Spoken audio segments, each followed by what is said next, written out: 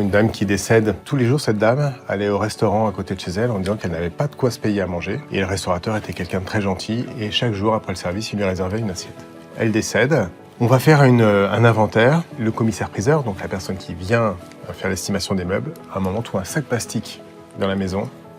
Il y avait 150 000 € en liquide. Cette femme avait quasiment 2 millions d'euros. Cette femme n'avait pas eu d'enfant et j'ai retrouvé le fils adoptif d'une de ses sœurs et lui avait disparu.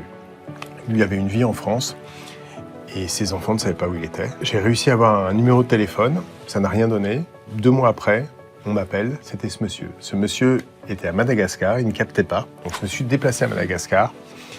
Et c'est un monsieur qui était issu de l'assistance publique, qui avait été adopté tardivement, à l'âge de 25 ans. Ce monsieur, quand je lui ai annoncé le montant, les larmes qui sont venues sur son visage, parce qu'il me disait, moi, la vie ne m'a jamais rien offert, je viens de l'assistance publique. Abandonné, ouais. C'est ça. Et ce qui m'a fait plaisir, c'est que cet argent lui a servi aussi à rassembler ses enfants, à revoir ses enfants, parce que sa vie avait été compliquée et sa famille était éclatée.